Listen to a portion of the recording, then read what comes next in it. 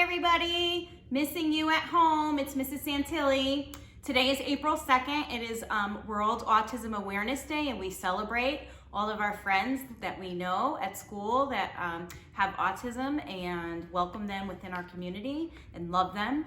And I wanted to do a read aloud today for you called Our Principal is a Wolf. It's a chapter book, so I'm going to do a couple chapters today and then a couple more tomorrow. So, Our Principal is a Wolf by Stephanie Kalmanson. Chapter 1, Luckiest Principal.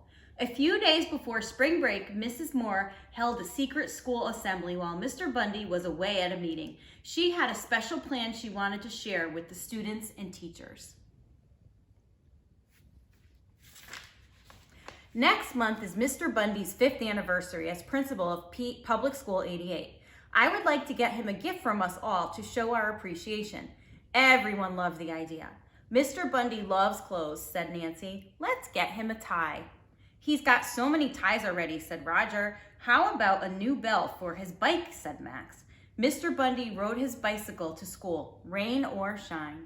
A new bike bell would be good, said Mrs. Feeney, but I think he just got one.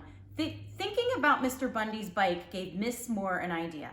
Yesterday, he got caught in the rain riding home from school. She said, why don't we get him a rain poncho to keep in his briefcase?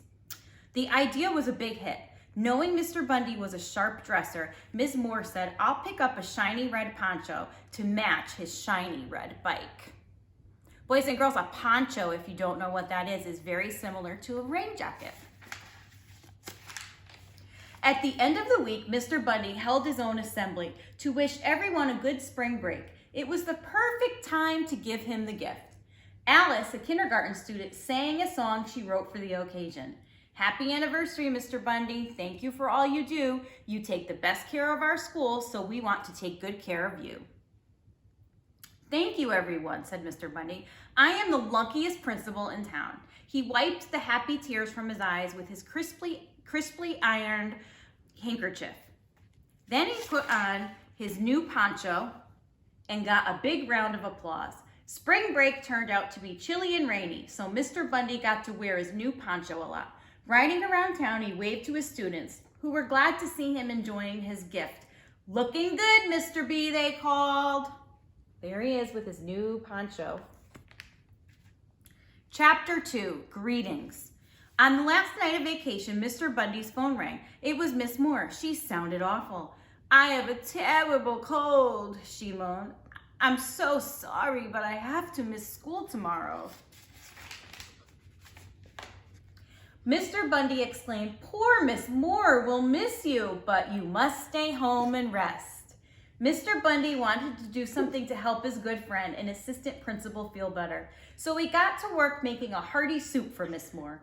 The next morning, Mr. Bundy got up extra early to leave plenty of time to deliver the soup before going to school. Since it was drizzling lightly when he started out on his bicycle, he put on his beloved red poncho and pedaled toward Miss Moore's house. Her house was outside the town, a little way into the woods. As he pedaled along, Mr. Bundy sang new words to the tune of Alice's song.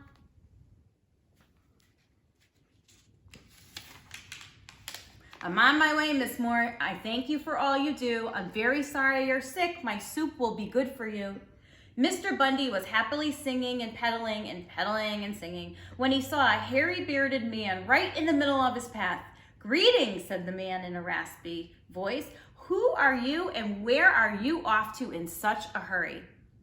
I'm Mr. Bundy, the principal of Public School 88, and I'm delivering soup to my assistant principal, Ms. Moore. She's sick with a terrible cold, said Mr. Bundy.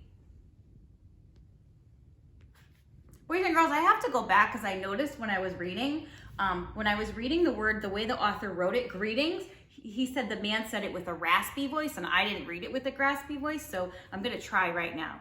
Greetings, said the man with the raspy, barky voice. How nice of you, said the hairy bearded man. This was just the kind of opportunity the hairy bearded man had been waiting for. He thought quickly. Soup is a fine thing to bring, he said, but take a look around you. With all the rain we've been having, the flowers have grown very beautiful. Wouldn't you like to give your assistant principal a pretty bouquet? Bouquet, meaning a bouquet of flowers. Mr. Bundy looked at the flowers. That's an excellent idea, he said. Tell me, where does Miss Moore live?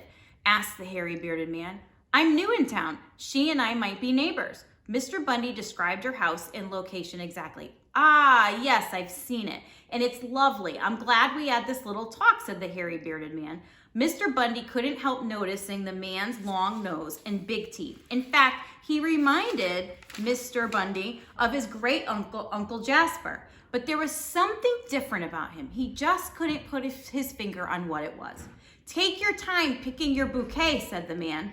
I think you'll find that the most beautiful flowers are a little deeper in the woods. The hairy-bearded man wanted to give himself as much time as possible to carry out his plan. Thank you, said Mr. Bundy. A bouquet to go with my soup will be perfect. Mr. Bundy leaned his bike against a tree and started into the woods to gather the most beautiful flowers he could. Meanwhile, the hairy-bearded man raced to Miss Moore's house. Mr. Bundy had been right about him. There was something different. The hairy-bearded man wasn't a man at all. He was a hungry wolf in disguise. And that's where I'm going to stop today. Tune in tomorrow to hear the rest of the book. Boys and girls, be well, stay safe.